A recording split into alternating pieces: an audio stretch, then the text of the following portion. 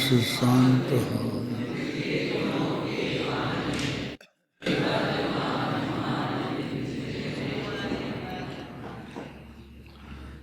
142वां कलश समय सार परमागम।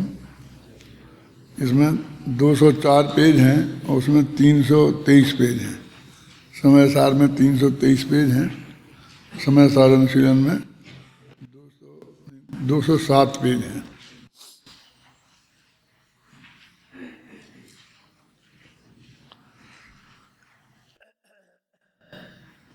पढ़ो। क्लिश्यन्तां स्वयमेव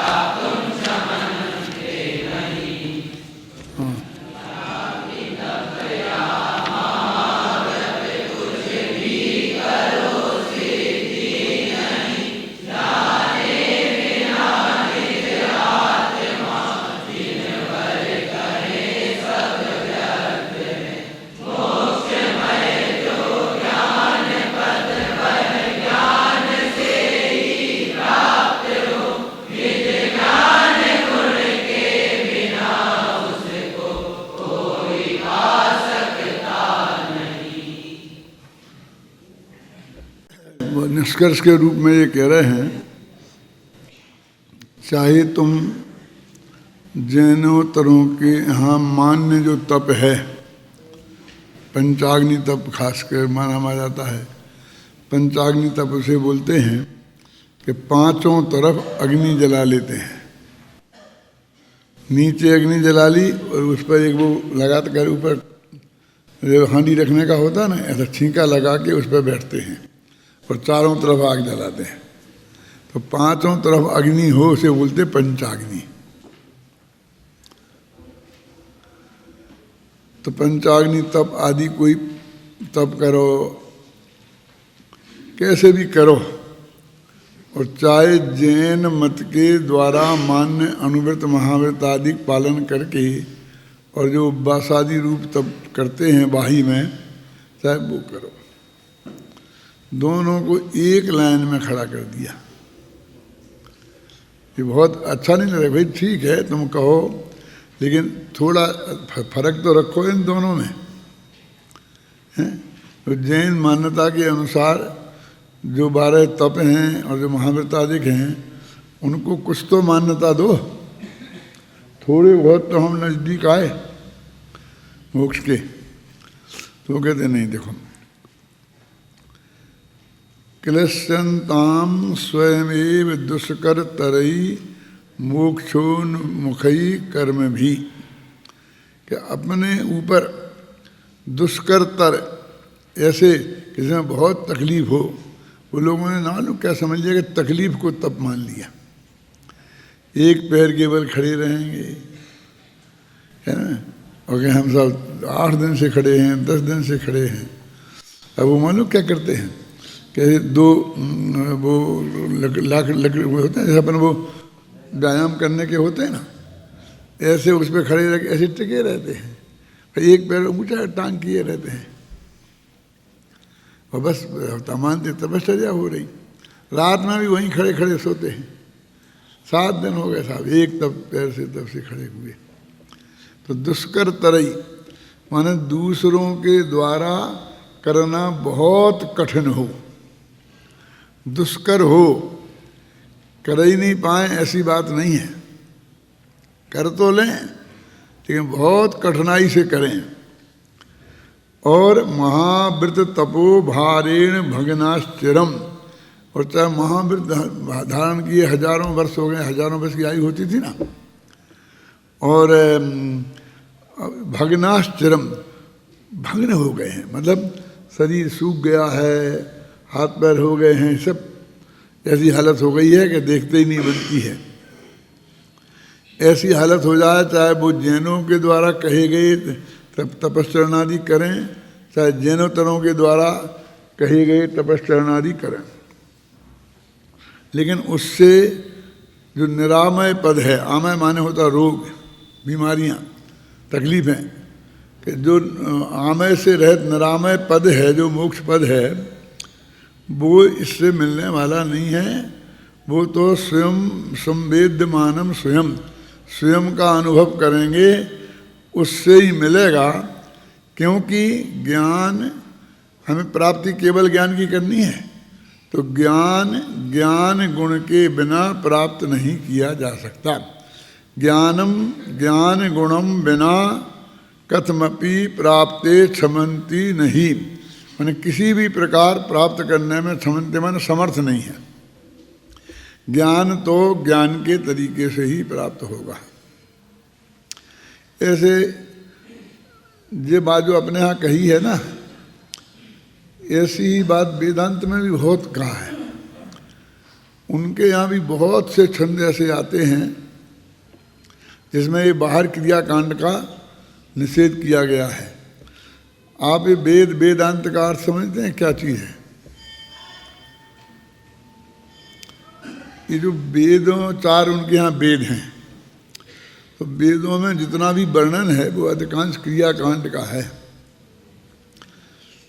जिसे अपन कर्म मीमांसा बोलते हैं ना, उनके पूर्व मीमांसा और उत्तर मीमांसा नाम से मीमांसक के दो भेद हैं, पूर्व मीमांसा और उत्तर मीमांसा।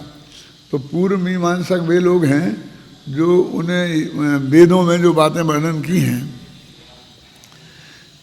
उनको पालन करके जगत के सामने रखते हैं। तो उसमें क्रियाकांड ही ज़्यादा हैं, तो क्रियाकांडी जो पंडित हैं वे पूर्व मीमांसक हैं। पूर्व माने पहले के, वेदों के समय से वे चले आए हैं, प्राचीन तो वो ही हैं। मीमांसक माने विचारक। ये सरिता नामक एक मासिक पत्रिका निकलती है ना, इसने पहले वेदों की बहुत खिल्ली उड़ाई और हर अंक में 5-7 पेज वेदों में जो लिखा है उसके वो छापता था हिंदी में। बस अब हमने कोई ज़्यादा वेद वे पढ़े नहीं हैं, लेकिन उस सरिता के माध्यम से हमने वो वेदों की बातें पढ़ी थोड़ी बहुत। तो उसमें लिखा, हे अग्नि देवता तू मेरा ऐसा कर दे, मेरा ऐसा कर दे, मेरे सारे बीमारियां दूर कर दे, मेरी पेट जठराग्नि बढ़ा दे, हे ब्रह्मा तू ये कर दे। मांगों के अलावा कुछ नहीं है उसमें। और अग्नि भी देवता हो, वायु भी देवता हो, वनस्पति भी देवता, सब एक केंद्रीय देवता। वास्तव में मैंने प्रकृति से जो हमारा जो संबंध है ना, जिसके बिना हमारा जीवन नहीं चलता है, उन सबको उनने देवता बना दिया और सबसे निरंतर प्रार्थना की कि हमारे जीवन को अच्छी तरह से चलाओ। ऐसी बातें उसमें ज़्यादा हैं। मैं ज़्यादा इसलिए नहीं बोल रहा हूँ क्योंकि मैंने खुद स्वयं ज़्यादा वेदों को नहीं पढ़ा। जो पढ़ा उसमें ऐसी बातें थी, वो निकाल के उसी टाइप की बातें बताते होंगे। अब ये आयुर्वेद, अब ये तो 4 वेदों में तो नहीं है, लेकिन आयुर्वेद भी वेद लिखा ना उनने, तो उसमें भी बस यही था ना, शरीर कैसे स्वस्थ रहे, प्राणायाम वगैरह हैं तो भी शरीर कैसे स्वस्थ रहे। तो इसको बोलते पूर्व मीमांसा वेदों के। फिर उत्तर मीमांसा माने वेदांत। अब वेदांत क्या है? वेदों के अंत में जो बात आई, माने वेदोत्तर काल में जब बहुत अधिक क्रियाकांड पड़ा तो उनके यहाँ भी ऐसे विद्वान तैयार हुए कि जो कहने लगे कोई क्रियाकांड से कुछ नहीं होगा, थोड़ा हमें आत्मा परमात्मा समझना पड़ेगा। और वो ब्रह्म जो है ना, ब्रह्म स्वरूप अपने आप ब्रह्म माने त्रिकालीधर भगवान आत्मा, और उनके भी एक ब्रह्म है, वो ब्रह्मोपासना करनी पड़ेगी। तो उसमें भी ये ब्रह्मा विष्णु महेश की उपासना नहीं, ब्रह्म की। जैसे अपन कहते देव शास्त्र गुरु जी में भी राग होगा, जैसे उनके भी कहते हैं कि ब्रह्मा विष्णु महेश में रहोगे तो ये तुम्हें राग होगा। यदि तुमको बिल्कुल असली उपासना करना है तो ब्रह्म की करो।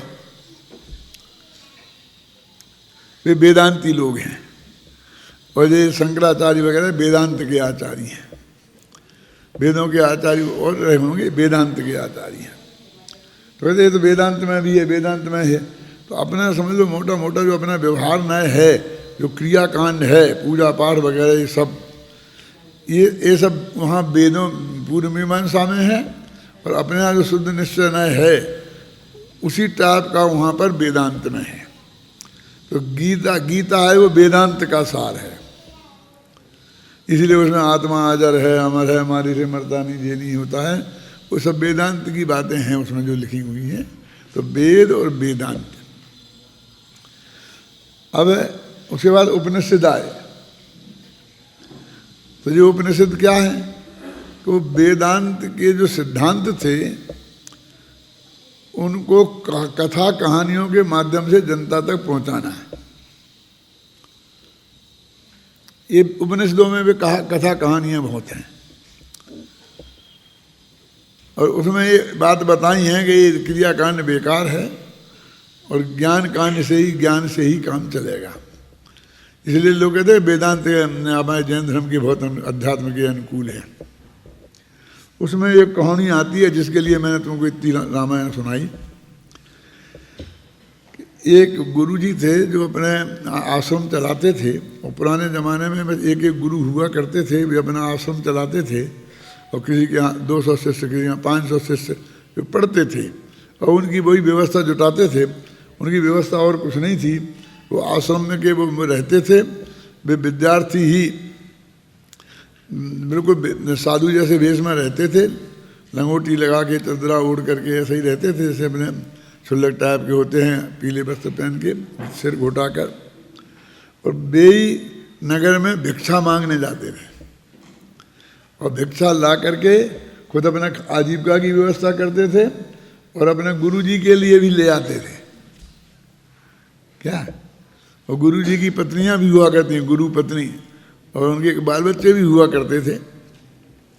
ऐसे जितने जो आते हैं ऋषियों के नाम, गौतम ऋषि का आश्रम, फलाने ऋषि का आश्रम, वाल्मीकि ऋषि का आश्रम, कणाद ऋषि का आश्रम, तो ये आश्रम थे, और उनमें वे विद्वान वे वेदांत के आचार्यों के अलग थे, क्रियाकांड के आचार्यों के अलग थे।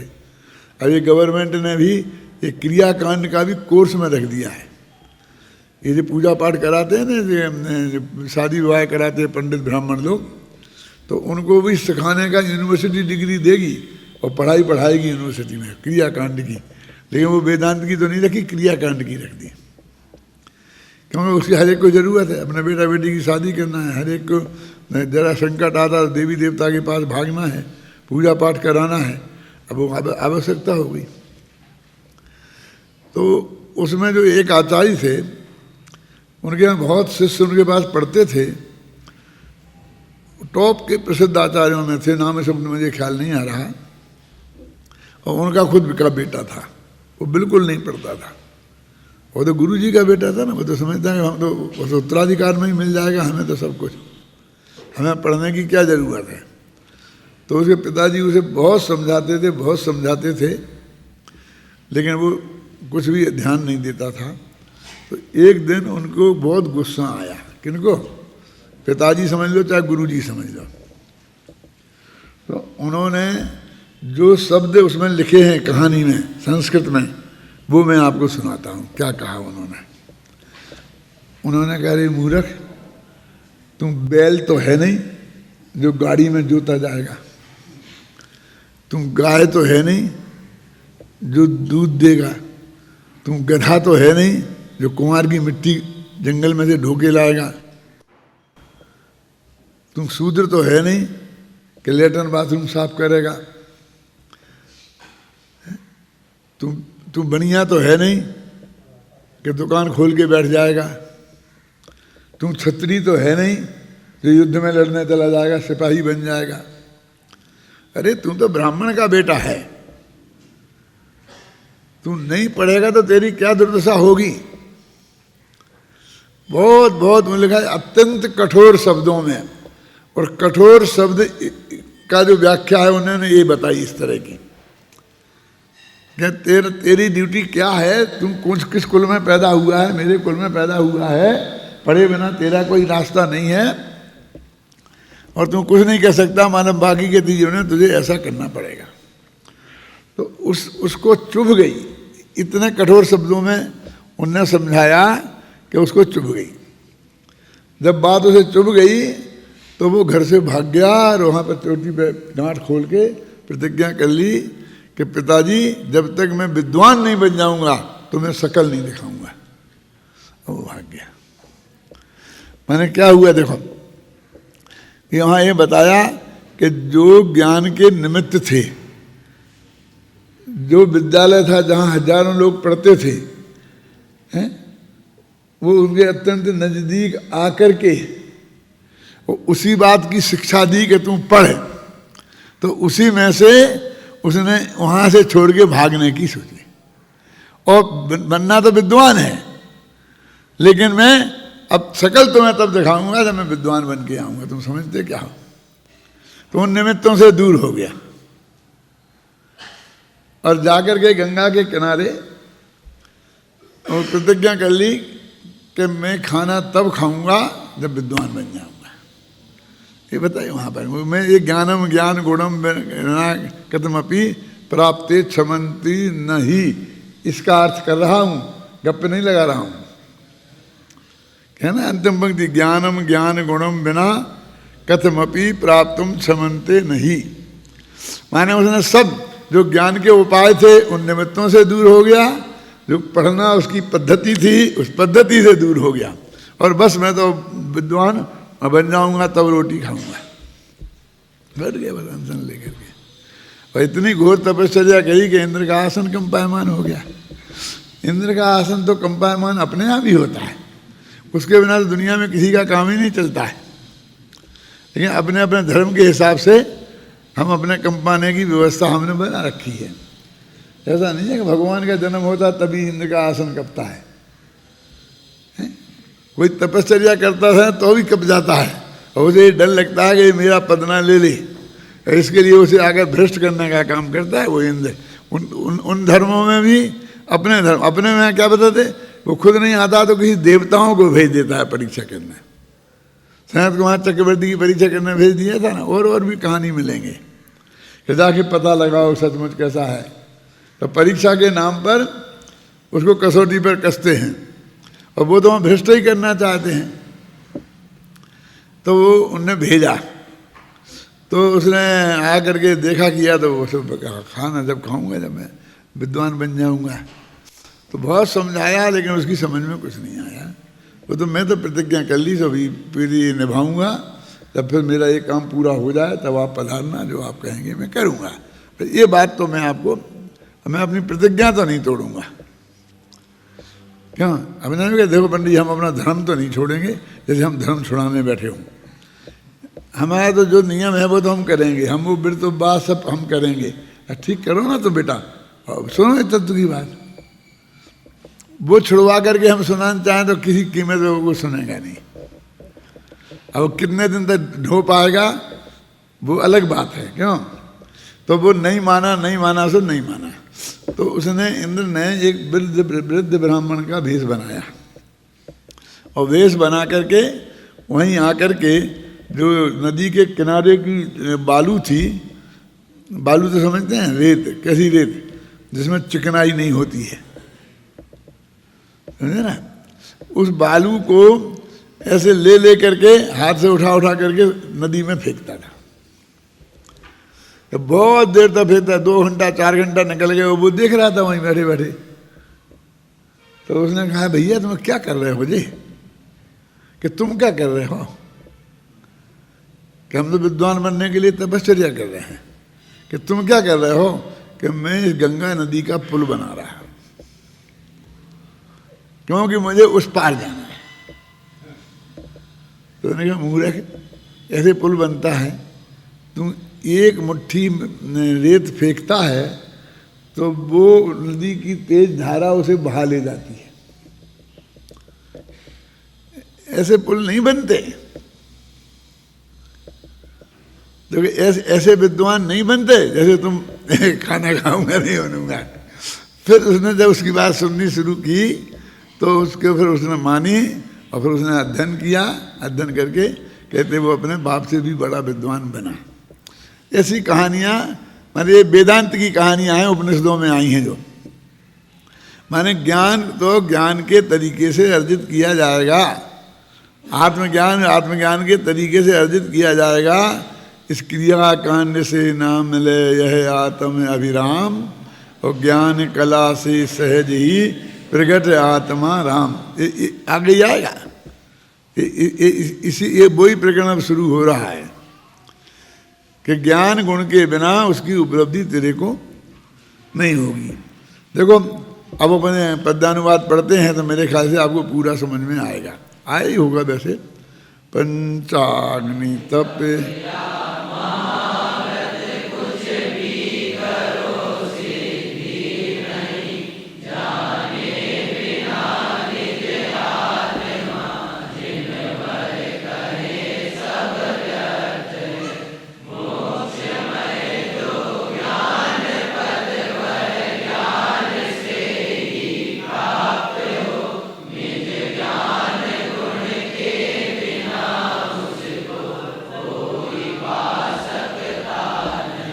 बहुत ही सरल और साफ है ना, इसमें कुछ समझाने जैसा है नहीं, लेकिन कुछ समझाने जैसा है जो आपको वैसे ख्याल नहीं आएगा।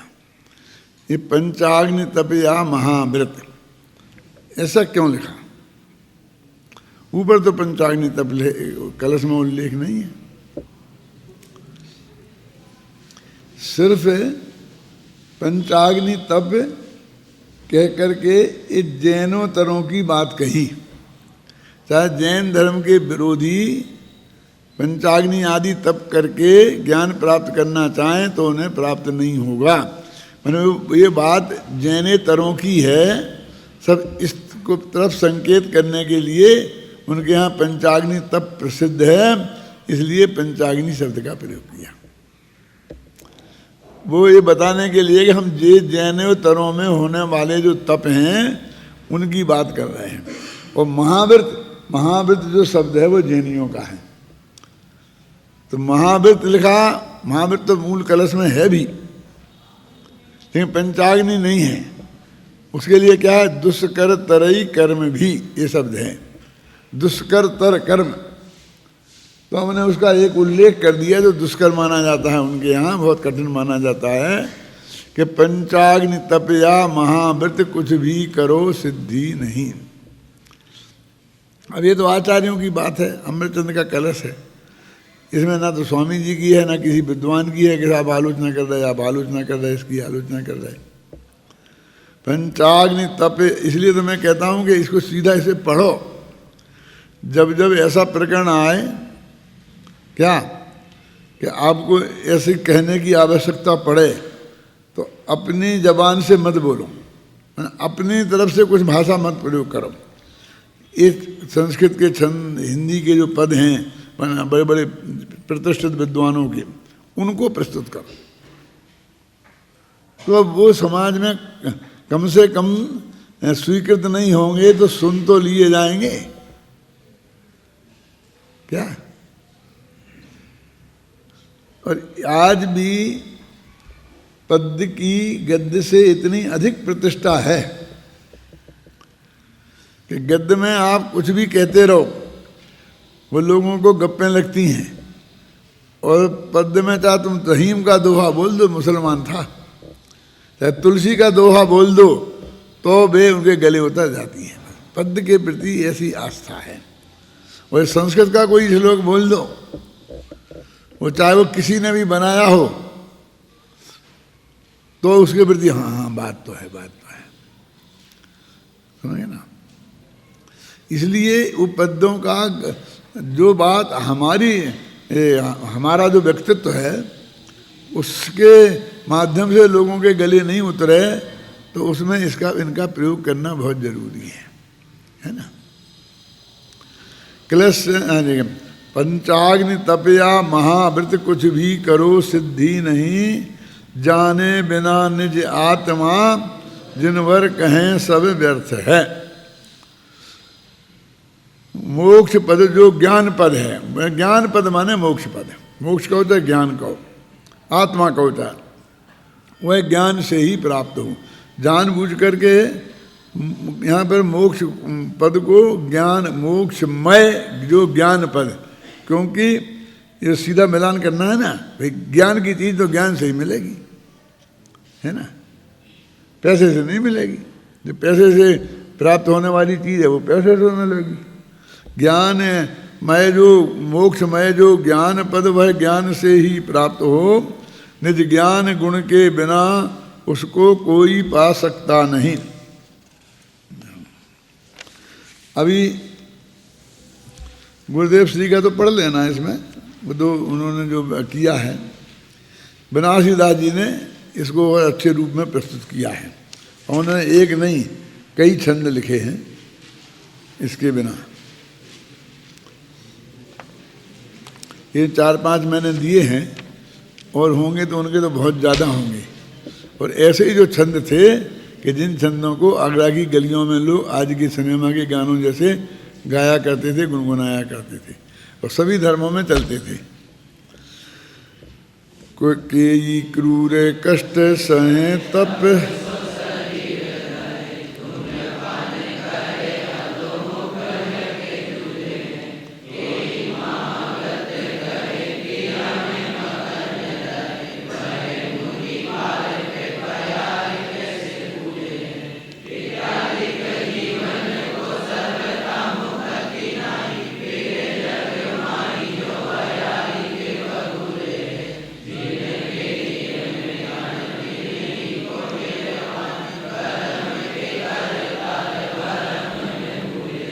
आया होगा अर्थ समझ में, है ना, मोटा मोटा तो आ ही गया है। क्योंकि यही क्या बात है कहना चाहते हैं वो, क्योंकि अपन पहले आए हैं। लेकिन इनमें भी शुरू की 2 पंक्तियां अजैनियों के लिए, अजैनियों के द्वारा जो किया जाता है तप के नाम पर, और दूसरी 2 पंक्तियां फिर जैनियों के में जो तप के नाम पर किया जाता है, और तीसरी 2 पंक्तियों में वे कैसे लोग हैं दोनों, और चौथी 2 पंक्तियों में सही बात क्या है। समझे ना, उन्होंने कितना व्यवस्थित क्रम है। कोई क्रूर कष्ट सहें, क्रूर कष्ट, भयंकर बहुत तकलीफ, ये दुनिया बर्दाश्त नहीं कर सके। तपसों शरीर दहें, वही पंचाग्नि तप आ गया ना, शरीर जलता कैसे है। तपसों शरीर दहें, अपने आप ही धूप में बैठ जाते हैं, समझते कर्म करेंगे। तो जब मैं कहता हूँ कि धूप से भैया कर्म नहीं पसीना खिलता है, तो लोग हंसते हैं, मजाक कहते क्या कह रहे हैं। मैंने कई दफ़े बताया है कि धूप में बैठने का मतलब तो क्या है, कंदरा में, गिरी में, उस बाजू पढ़ा रहे थे तो है ना, संजीव गोधा गिरी कंदरा में वास करते हैं जो आ रहा था सब, तो उसके सबके प्रयोजन हैं, उससे कोई कर्म खिल जाएंगे ऐसा नहीं है। धूम्रपान करें अधो मुख होए के झूले हैं, ये धूम्रपान करना वो तप मानते हैं भाई साहब। क्योंकि उनके वो शंकर भगवान गांजा वो पीते थे ना, तो बहुत तकलीफ होती है, अंदर खांसी होती है, ये होती है, वो होती है ना, तो वो धूम्रपान को कोई शौक से नहीं पीते जो हम शौक से पीने लग गए हैं। वो तपस्या करने के लिए, वो उनके तपस्या के तरीके थे। अब ये दूसरा, कोई महाव्रत गहें और क्रिया में मगन रहें, बहें मुनि भार, मुनि के पद का भार को ढोते हैं वे। मुनि भार उसे मतलब मुनि पद के क्रिया कांड को बोझा बता रहे हैं जी, बोझा।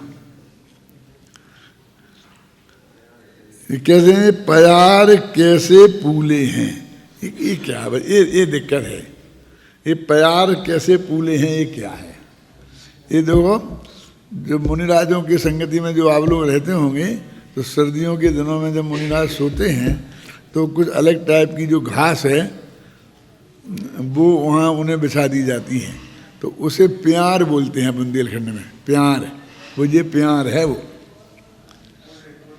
हाँ, कोदे का, कुटकी का, जो छोटे छोटे अनाज होते हैं ना, उनका जो घास मुलायम होता है, चुभता नहीं है और उसमें गर्मी होती है।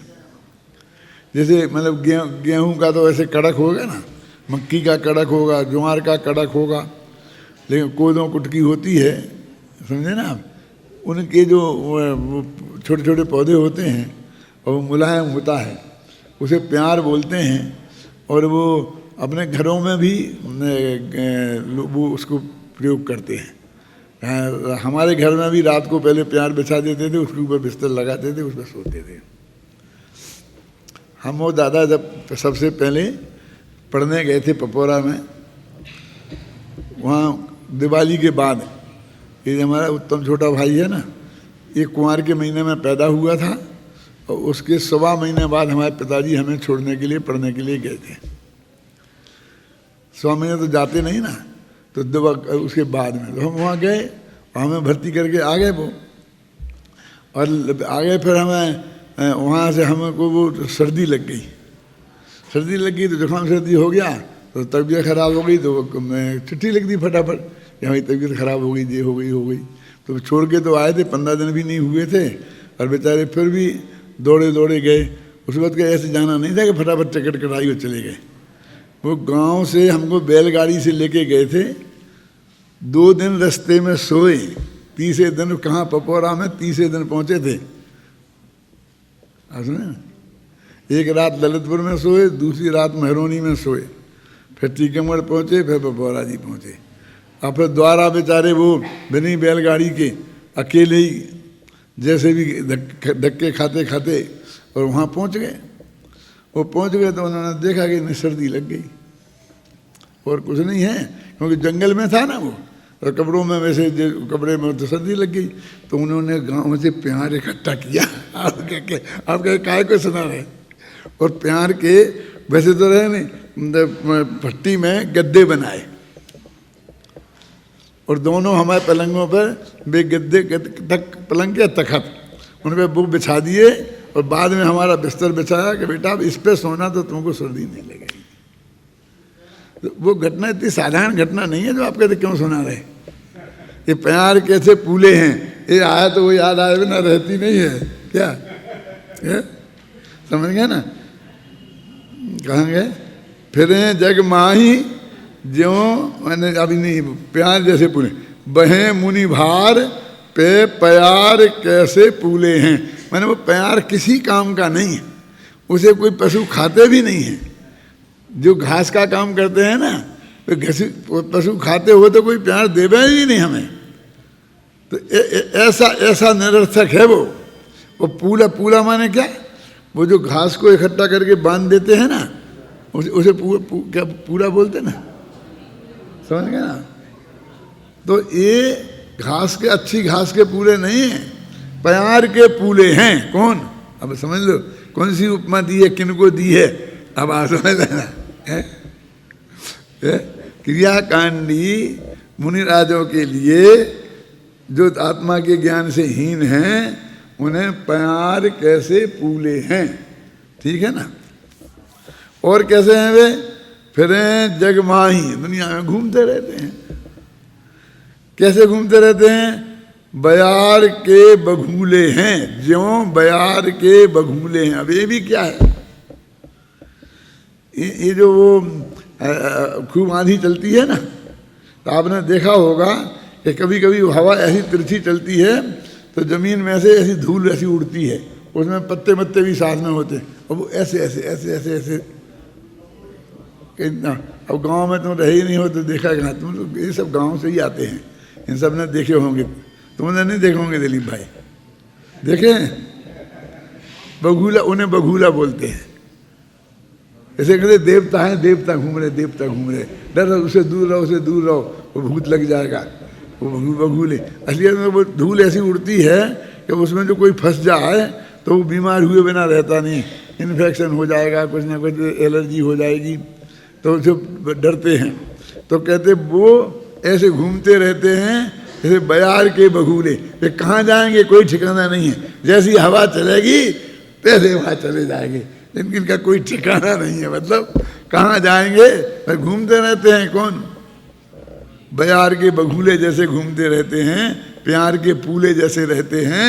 कितनी बढ़िया उपमाएं ये बनारसी दास जी ने अपनी तरफ से निकाली हैं, कभी थे ना, देखो इत्यादि के महाव्रत गहे क्रिया में मगन रहे, बहे मुनि भार पे प्यार कैसे फूले हैं।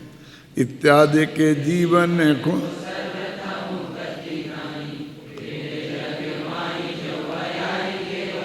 अब समझ में आ रहा ना कुछ क्या है?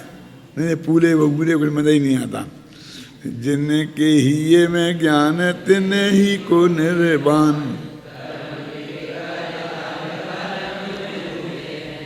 कहते जिनके हृदय में ज्ञान है उनको ही मुक्ति की प्राप्ति होगी। निर्वाण माने मुक्ति। जिनके हिये में ज्ञान तिन ही को निर्वाण, उनको ही मुक्ति है। और जो कर्म के कर्ता है ना, क्रियाकांड के कर्ता, यहाँ वो कर्म माने वो ज्ञानावरणादि कर्म नहीं लेना, क्रियाकांड के कर्ता हैं। ये तो भ्रम में भूले हैं, ये भ्रम में पड़े हुए लोग हैं, भ्रम में भूल गए हैं तत्व को।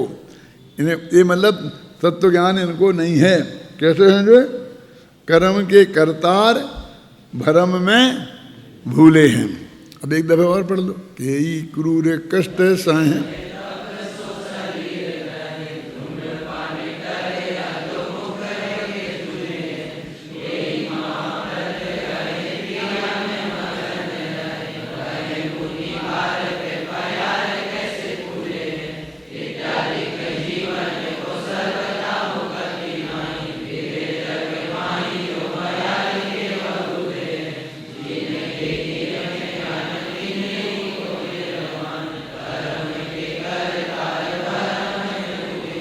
देखो झूले हैं, पूले हैं, बघूले हैं और भूले हैं। चार विशेषताएं हो गई है ना। चलो आगे दूसरा। लीन भयो व्यवहार में,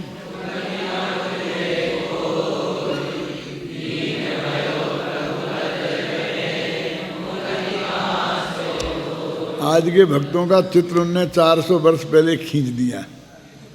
उनके जमाने में भी ऐसे भगत रहे होंगे, उनने तो उन्हीं का चित्र खींचा है, लेकिन 400 बरस में दुनिया बदली नहीं, वैसी की वैसी है। क्या है ना, इसलिए आवश्यकता भी वैसी की वैसी है। देखो क्या लिखा कि लीन भयो व्यवहार में, ये जीव व्यवहार क्रियाकांड में लीन हो गया है। और उकति न उपजय कोई, इसके दिमाग में कोई युक्ति उपाय समझ में नहीं आता, करें क्या। उकति माने युक्ति, युक्ति माने उपाय, इसके दिमाग में उपजती नहीं है कि क्या करें। धर्म करना है तो क्या करें, धर्म करना है तो क्या करें।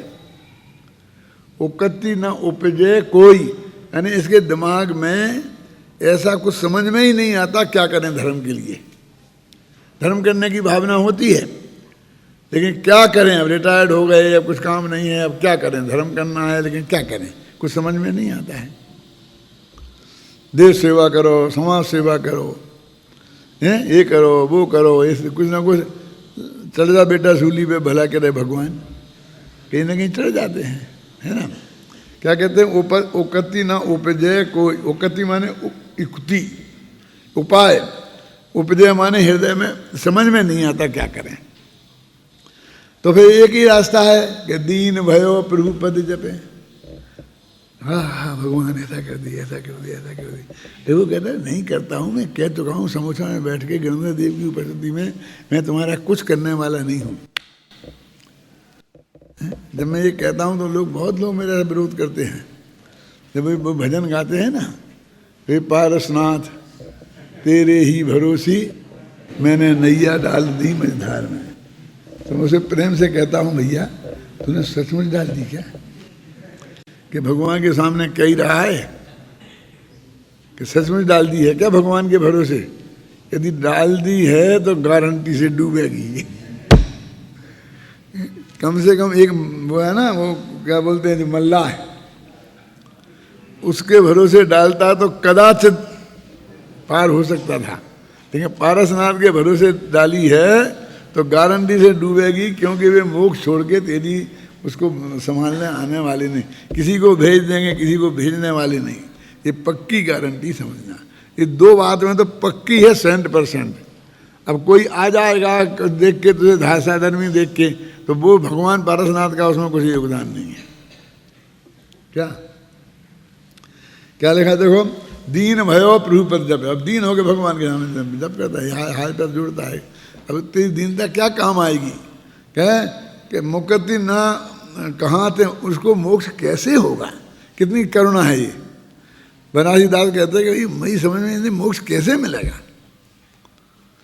भगवान के सामने भीख मांगते हुए देखकर लोग वाराणसी राजी को बहुत करुणा आई, लेकिन एक जगह तो है करुणा उपजे जोई, श्रीमद का है। क्या लिखा बोलो, पूरा छंद बोलो।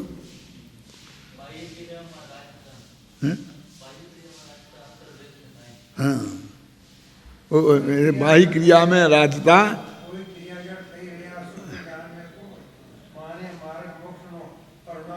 जो यहाँ कोई क्रिया गदर धर रहा कर, मुझे तो हृदय में करुणा आती। क्या करें ज्ञानी जनों, क्या कर सकते हैं बोलिए,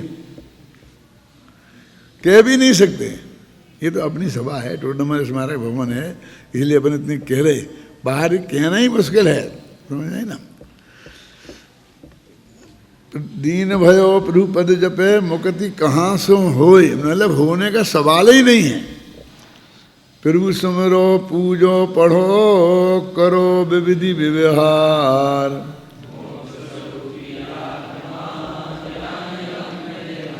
तुम्हें जो देखे तो करो, प्रभु को स्मरण करो, पूजा करो, पूजा पढ़ो, और प्रकार का व्यवहार जो कुछ करना हो करो। लेकिन एक बात समझ लो कि मोक्ष रूपी आत्मा तो ज्ञान से मिलेगा, इनसे मिलने वाला नहीं है, नहीं है और नहीं है। कितने स्पष्ट शब्दों में ये बात उन्होंने लिखी है। अब ये अगला छंद पढ़ो।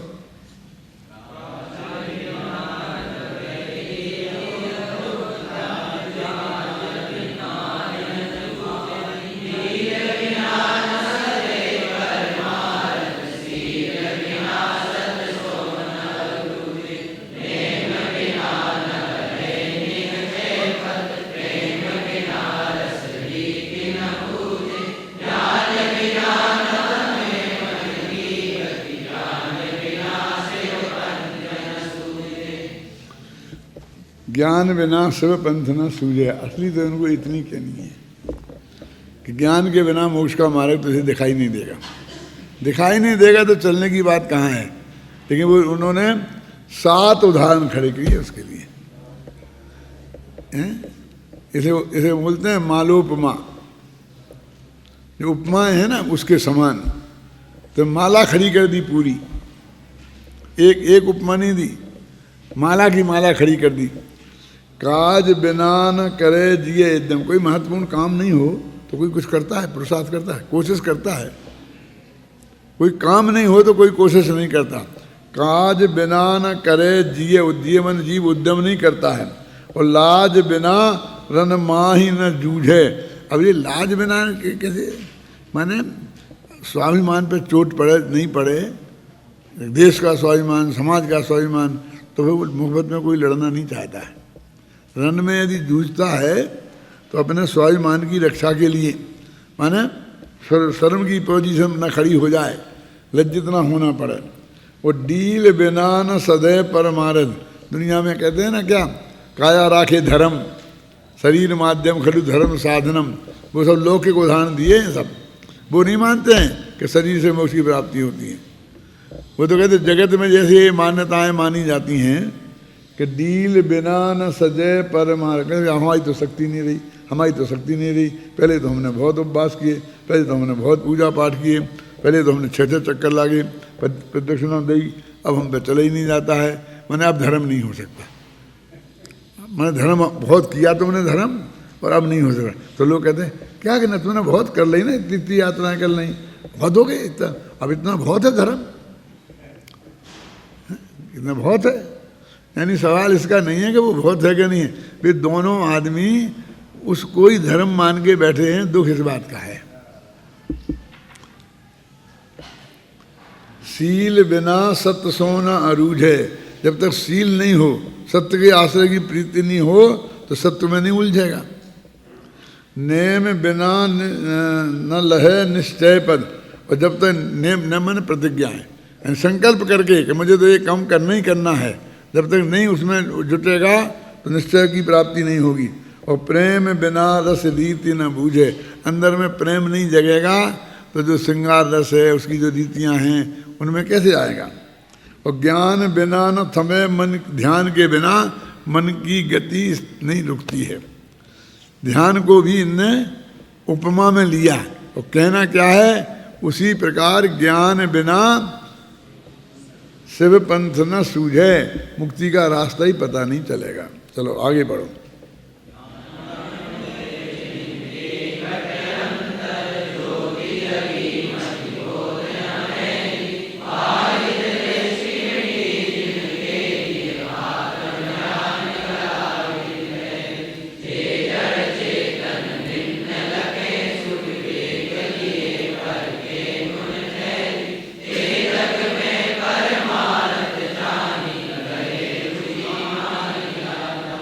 अध्यात्म शैली में आने वाले लोग ही ज्ञान के, सच्चे ज्ञान को पाएंगे।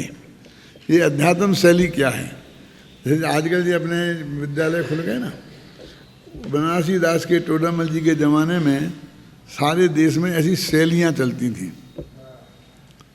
जयपुर में भी बहुत शैलियाँ थीं, ये हमारे आने तक भी थीं, लेकिन वे शैलियाँ बदल करके अध्यात्म से हटकर फिर पूजा पाठ वाली हो गई थी, अब भजन वाली हो गई।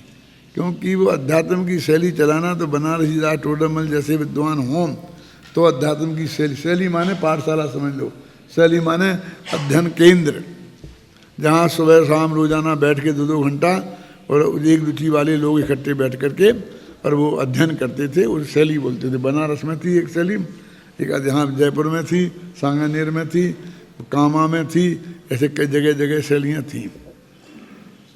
तो उन्हें अध्यात्म शैली बनारसी दास के ज़माने में जो वहाँ पर ताजगंज में थी ना, आगरा में, वो अध्यात्म शैली के नाम से बनारसी दास जी की, तो उसकी चर्चा उन्होंने की है कि उस शैली के बिना ये काम नहीं होगा।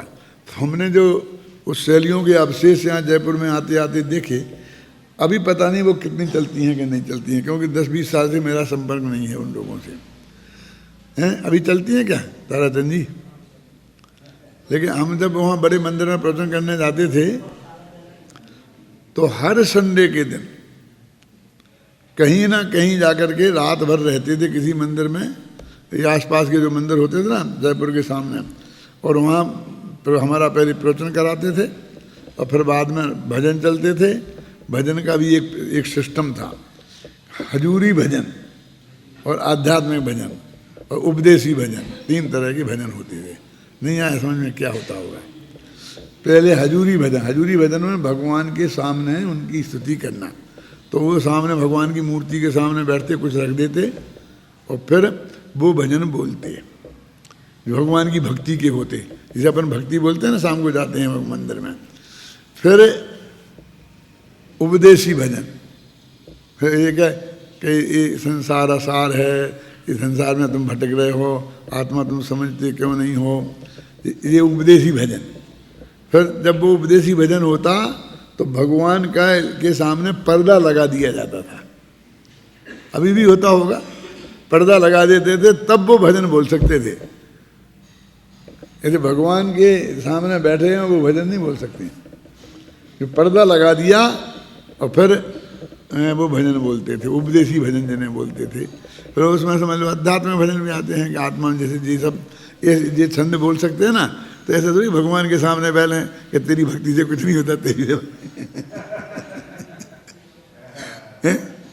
तो ऐसा यहाँ होते थे, अपने स्मारक में भी कराते थे। और लगभग हर संडे को, शनिवार की रात को हम जाते थे और संडे के सुबह तक रात में वहीं सोते थे, कभी कभी घर वापस आ जाते थे, सब लोग तो वहीं सोते थे, रात भर चलाते थे। कभी हम प्रवचन करके 1 घंटा 2 घंटा बैठ करके फिर आ जाते थे और गोदका जी अपनी गाड़ी से ले जाते थे, गोदका जी शामिल होते थे। और ऐसा सिलसिला 10-15 साल 20 साल तक चला। फिर ये परिश्रम के बाद में ये भी होती थी गोठें, ये तो होगी दवाई की काय की शैली, और गोठें वो खाना पीने की। तो हर संडे के दिन वो गोठें होती थी, तो आज इस बगीचे में, कल उस बगीचे में, परसों उस बगीचे में 10-20 आदमी मिलकर, यानी दुकानें ऐसी थीं जो गोठ का सामान की, अभी भी होंगी घी वालों के रास्ते में, है ना, जहाँ अकेला गोठ का ही सामान मिलता था और गोठ के सामान रखने से ही समझ लो उनकी पूरी आजीविका चलती थी, धंधा चलता था। बस चूरमा बाटी बस यही ज़्यादा बनती थी, इसी टाइप के वो सब नक्की थी। तो देखो उसकी बात है जो अध्यात्म शैली, ज्ञान उदय जिनके घटे अंतर, जिनके घट हृदय के अंदर ज्ञान की महिमा जगी है, ज्ञान जागृत हुआ है। ज्योति जगी मत होत न मैली, ज्ञान की ज्योति जग गई, इससे उनकी बुद्धि मैली नहीं होती है, विषय कसाय की तरफ नहीं जाती है। बाहज दृष्टि मिटी जिनके ही है, बाह्य दृष्टि जिनकी मिट गई है, जिनके हृदय में से। अध्यात्म ज्ञान है कला, आत्मज्ञान है कला विधि फैली, और आत्मज्ञान की कला उनके हृदय में विधिवत फैल गई है। ते जड़ चेतन भिन्न लखें, ऐसे जीव शरीर को जुदा, चेतन को आत्मा को जुदा देखने वाले हैं। सुविवेक लिए परखें गुण थैली, और विवेक से गुणों की थैली जो भगवान आत्मा है उसको परखते हैं। ते जग में परमारथ जान, वे ही परमारथ मन शुद्ध आत्मा को जानते हैं। गहें रुचिमान अध्यात्म शैली, ऐसी अध्यात्म शैली के लोग उस आत्मज्ञान को प्राप्त करते हैं। और पढ़ लेता हूँ मैं इसका अर्थ, कुछ रह गया होगा तो। जिनके अंतर में सम्यक ज्ञान का उदय हो गया है, जिनकी आत्मज्योति जागृत हो गई है और बुद्धि विकृत नहीं होती, निर्मल रहती है, जिनकी बाह्य पदार्थों में एकत्व बुद्धि समाप्त हो गई है और आत्मा का ध्यान करने की कला की विधि जिन्हें ज्ञात हो गई है, जो जड़ और चेतन को भिन्न भिन्न देखते हैं, जो विवेक के धनी होकर अनंत गुणों के अखंड पिंड आत्मा को जानते हैं, वे अध्यात्म प्रेमी ज्ञानी जीव जगत में परमार्थ मान भगवान आत्मा को जानकर उसमें ही अपनापन स्थापित कर उसे रुचि पूर्वक ग्रहण करते हैं। ये इसका छंद का अर्थ है। इस प्रकार इन 4 छंदों में, आरंभ के 2 दोहों में भी यही कहा गया है कि पूजा भक्ति आदि व्यवहारिक क्रियाकलापों से आत्मा की प्राप्ति नहीं होगी, क्योंकि आत्मा तो अनुभव गम्य है। और तीसरे सवैया में अनेक उदाहरण देकर यह समझाया है कि ज्ञान के बिना मुक्ति का मार्ग दिखाई नहीं देगा। और चौथे सवैया में यह कहा गया है कि विवेक के धनी अध्यात्मी ही आत्मा को प्राप्त करते हैं। देखो ये 5 लाइनों में जितने हैं ना छंद, कितने छंद हो गए? 4 1 5, 5 छंदों का सार 5 लाइनों में आ गया। इस प्रकार उक्त छंदों में एकमात्र यही स्पष्ट किया। अभी 5 का सार भी 1 लाइन 2 लाइन में। इस प्रकार उक्त 4 छंदों में एकमात्र यही स्पष्ट किया गया है कि आत्मा की प्राप्ति तो आत्मज्ञान, आत्मसिद्धान और आत्मध्यान से ही होती है। देखो इसे बोलते प्रेसी, मैंने इतने का पूरे का सार 5 में लिखा और 5 का सार फिर 2 में लिखा। ये मैंने हर जगह हर एक छंद में इसमें ऐसा किया है, हर एक गाथा में, कि जिससे आपको उसका सार पूरा ख्याल में आ जाए। क्योंकि पहले वहीं क्यों नहीं, वहाँ नहीं लिख सकते, क्यों कि वहाँ उन शब्दों पे ध्यान रख देना पड़ता है, उनके अनुसार अर्थ लिखना पड़ता है, बंधे रहते हैं। जब थोड़े खुलते हैं तो फिर उसका सार अपनी तरफ से लिख सकते हैं।